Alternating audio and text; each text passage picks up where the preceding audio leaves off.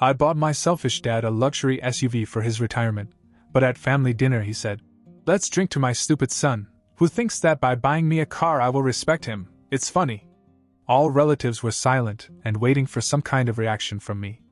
But I quietly left and took the car.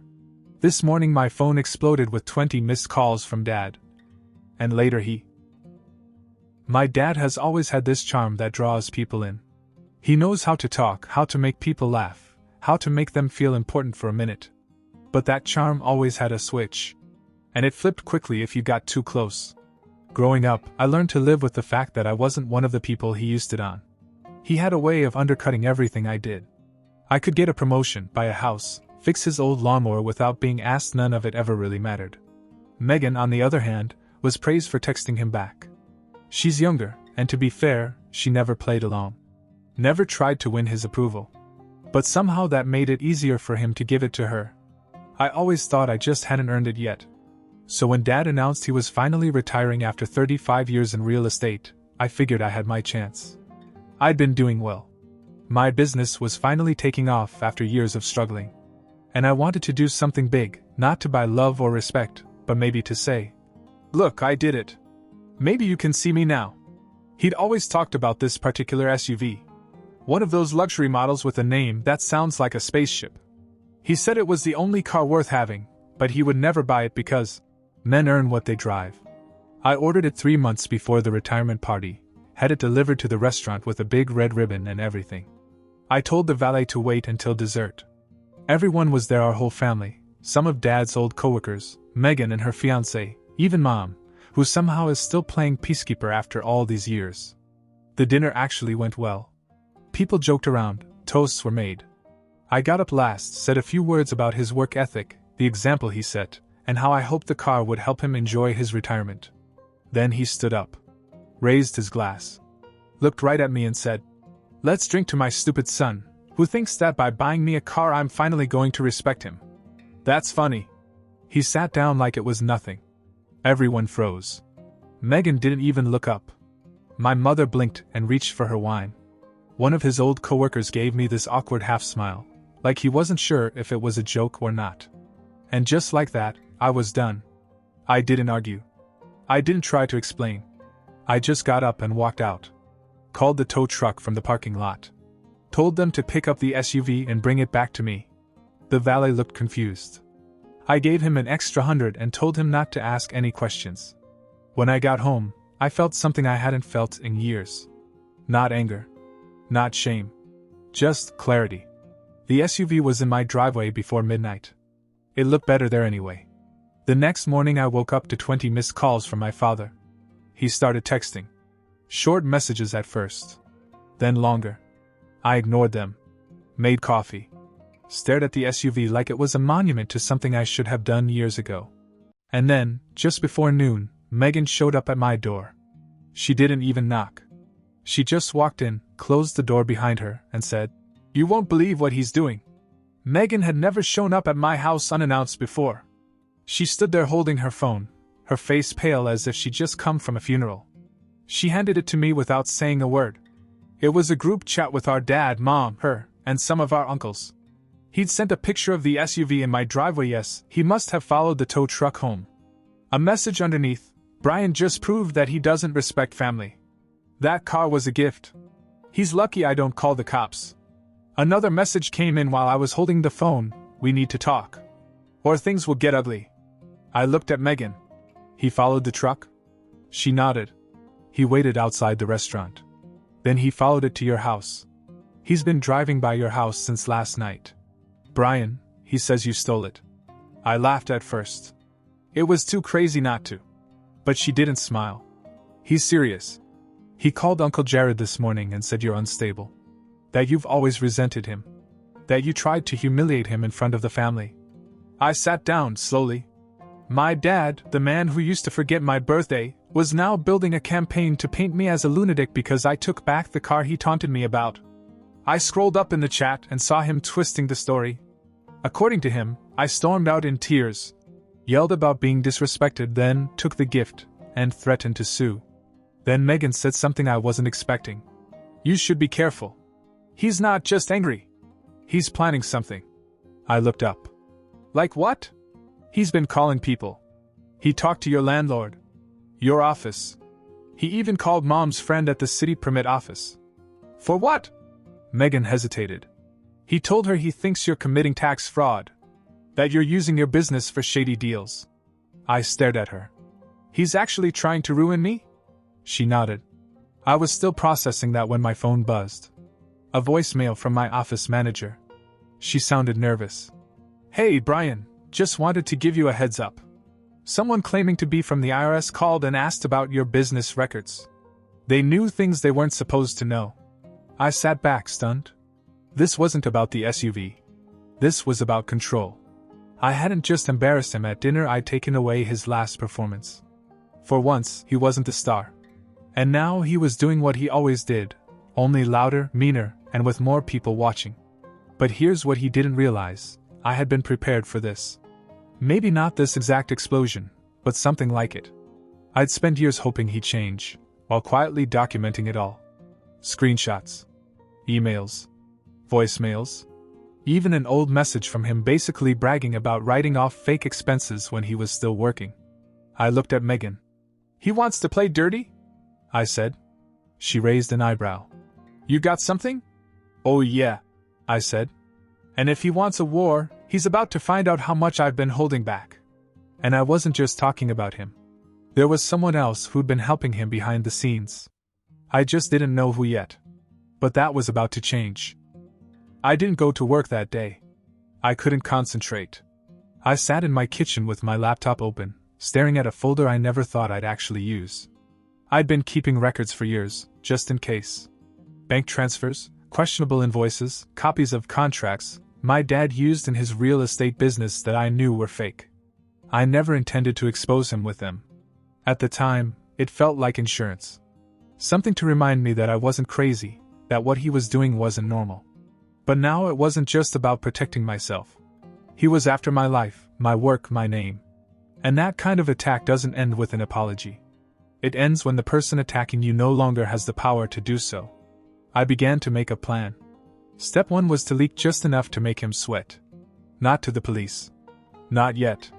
I wanted the walls to close in slowly. I called Sasha, an old friend from college who now runs a forensic accounting firm. She's cleaned up enough messes to know a train wreck before it hits the station. I emailed her my entire binder. 15 minutes later she called me. Brian, this isn't just messy. This is prison chaos. I asked her to prepare a summary file enough to scare the hell out of him. I wanted something I could send anonymously to every one of his former business partners, the state licensing board, and some of the people at the country club he always bragged about. She agreed.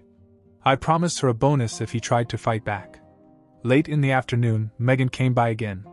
She looked worse than the day before, phone in hand, scrolling quickly. You'll want to sit down, she said. She showed me a group chat. Not the same one from before. A new one. This one was just Mom, Megan, and our dad. Mom had sent him my old utility records. The account numbers. The business post office box I set up when I moved. She didn't guess she had access. All my life I thought she was just quiet. Passive. The kind that kept the peace no matter how bad things got.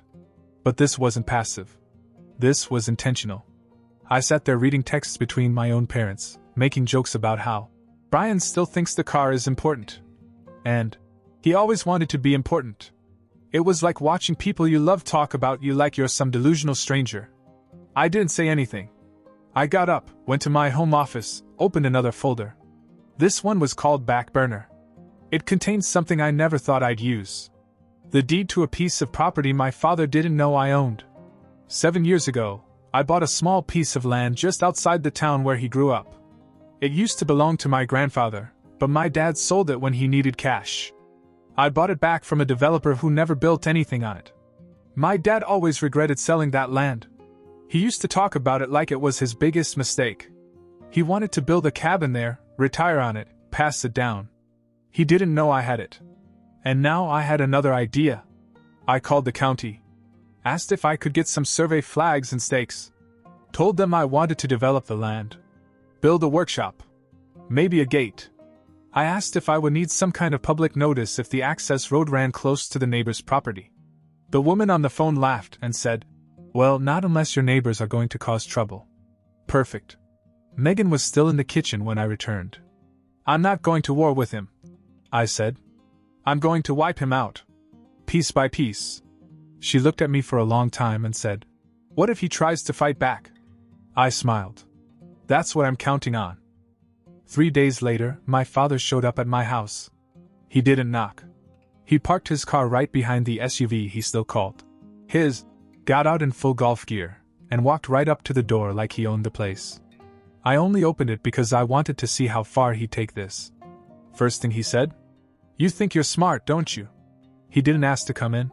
He just stood there, grinning like the king of some kingdom I no longer lived in. "I've heard from a few people. Seems you've been busy making calls, stirring up old garbage.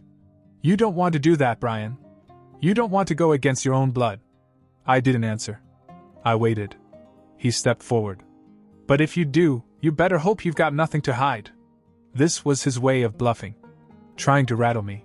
He didn't know that I had already sent out a curated report to every single contact in his business circle, including the Real Estate Licensing Board and the IRS tip line. I made sure to drop enough credible evidence that an audit was all but guaranteed. I didn't need him to fall that day. I just needed the dominoes to start falling. And they did.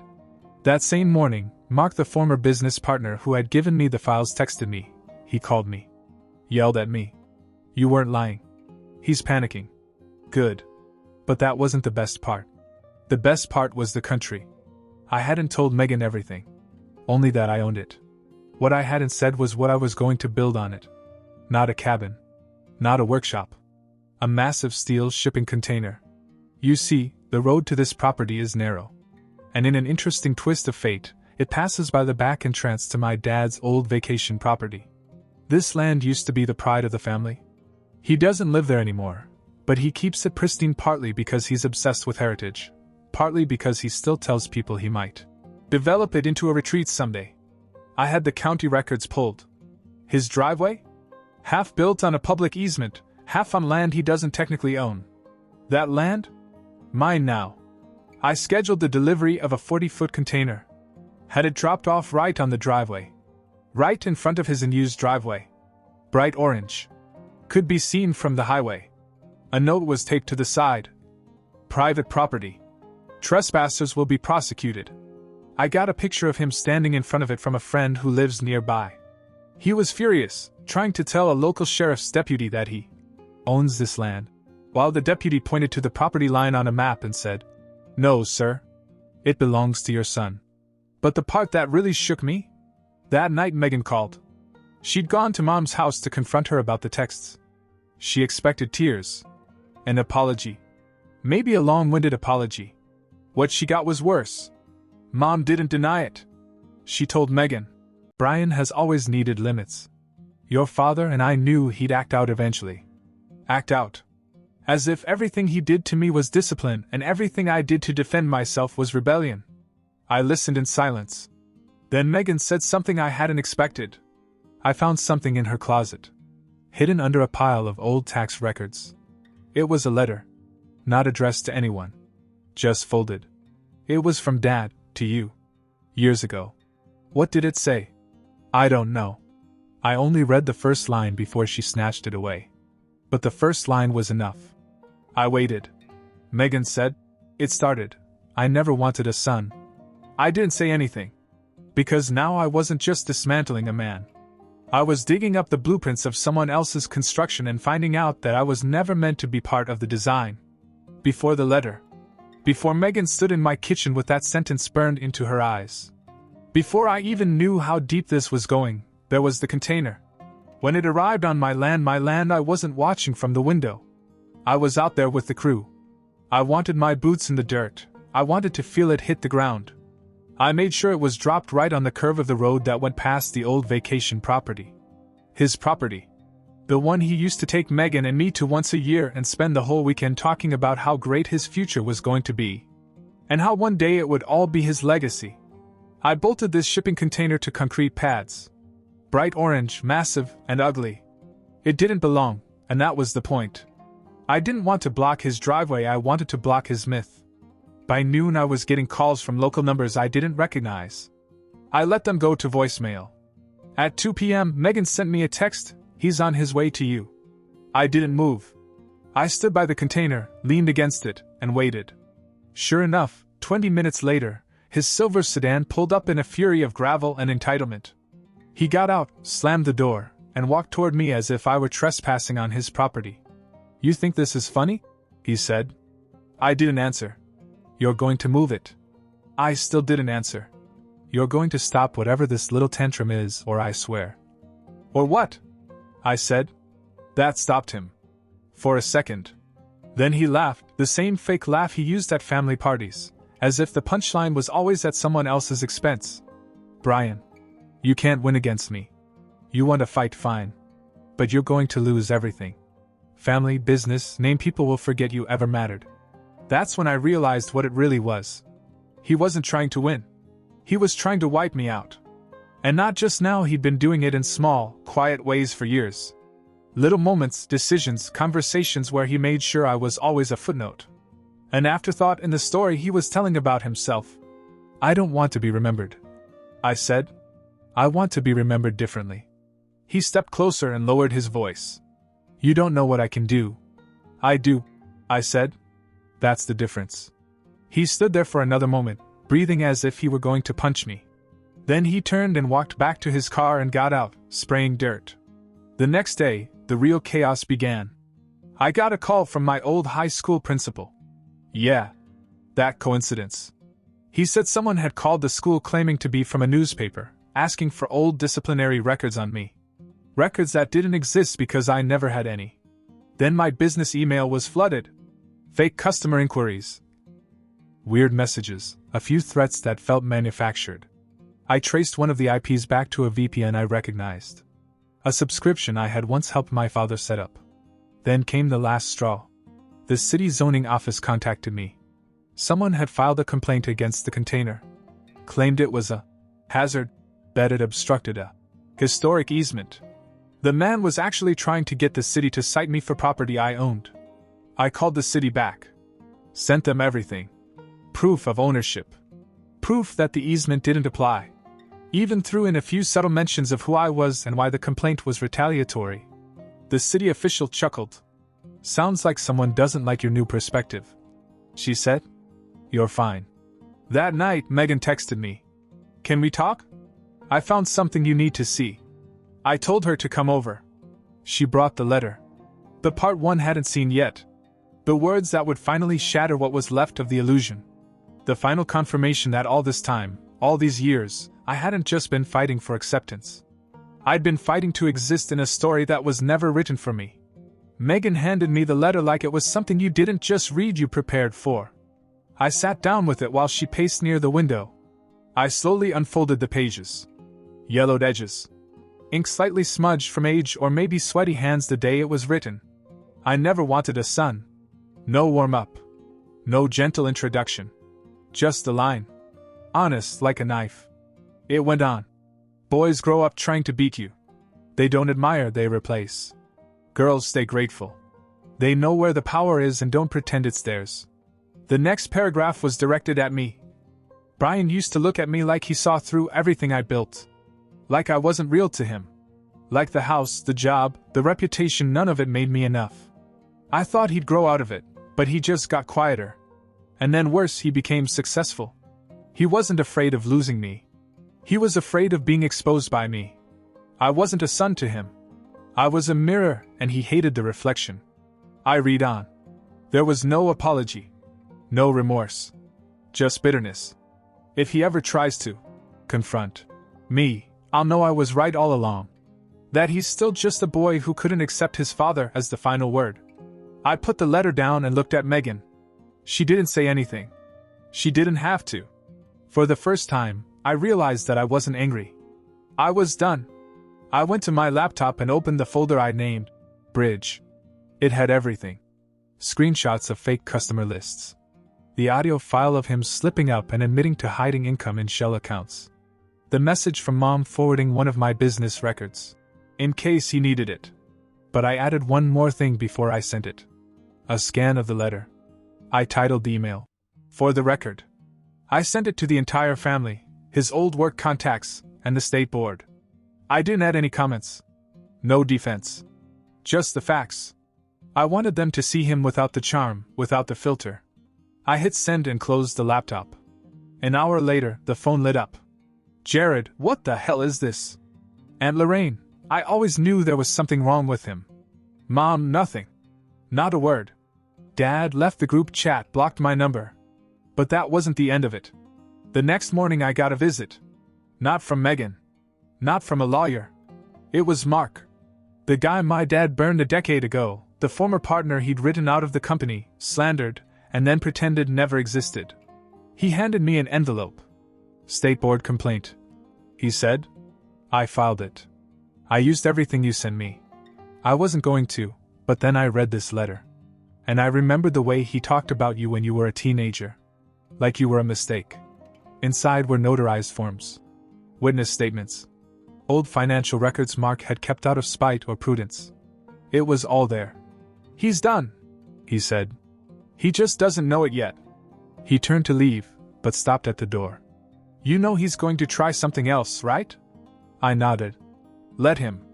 I visited the property later that day. The container was still there, still blocking the way to his precious retreat. I unlocked the doors. Inside was empty space, cold steel, echoing. But I had a plan for it now. It wouldn't sit there forever. I applied for a permit to build a memorial garden on the land. Not for him. For me. For my peace. A place no one could touch, fenced off, quiet, with just a plaque. Some bridges burned themselves. Let them. 2 weeks later, the audit notice arrived at his address. 3 weeks after that, Megan officially broke up with Mom. She moved into an apartment she paid for herself. She started therapy. I helped her with the security deposit. The SUV? I gave it to a local charity. Not out of spite, because I didn't want anything left that reminded me of trying to earn something from someone who never had anything worth giving. As for me, I didn't go public. I didn't drag him through the mud. I didn't need to. Because when you tear down a man's lies, his legacy collapses with them. Silently. Permanently. And when the dust settles, you realize you never needed their approval. You just had to stop asking for it. Update 1. 2 weeks after everything went out, the email, the evidence, the letter, I thought it would all die down. It didn't. It got quieter, sure.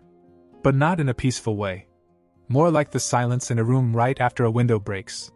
No one's sure if they should look or pretend nothing happened. Megan hadn't heard a word from Mom. Not a question, not a phone call, not a denial. Just silence. Which, in its way, said everything. I'd moved on. For the most part. My days were normal again. I went back to work. Clients never heard a whisper of the family drama. My systems held up. No leaks, no fallout. In fact, I got 2 new referrals that week. I had a strange moment sitting in my office wondering if this was what peace really felt like. Then I got a letter in the mail. Typed, no return address. But I recognized the formatting. Legal. Inside, a cease and desist. From my father.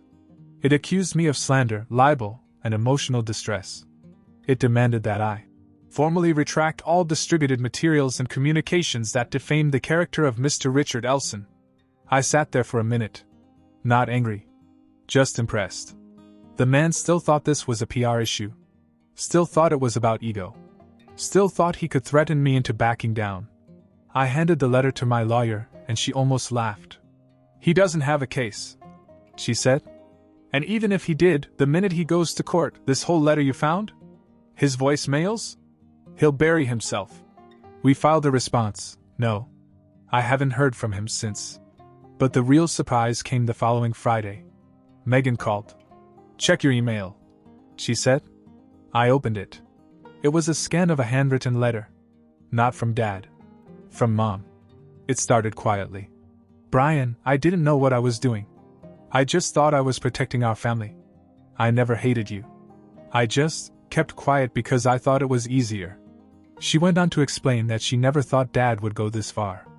That when she helped him track down some of my business details, she didn't think it would escalate. That she thought I'd cool off and everything would blow over. Then came the part that didn't make sense. She wrote, "I'm sorry about the letter. I knew about it. But I didn't write it. And neither did your father." I stopped reading. I called Megan. "What do you mean neither of them wrote it?" She was quiet. I talked to Aunt Lorraine. She said she remembered the letter. Not because she saw it, but because she heard something a few years ago. Dad told Uncle Jared about a letter I wrote just in case I ever needed it. I felt the pieces start to fall into place. "What kind of letter?" I asked. "A fake one," she said. "He wrote it to make it look old. So that if things ever went wrong with you, he could use it to make you look unstable. Like you were the problem all along." I sat staring at my wall. He planted the letter. He wrote it. Dated it years ago. Hid it where he knew someone would find it, someone like Mom, and leak it when it suited him. He knew exactly what that first line would do to me. And it worked. For a moment, it really did work.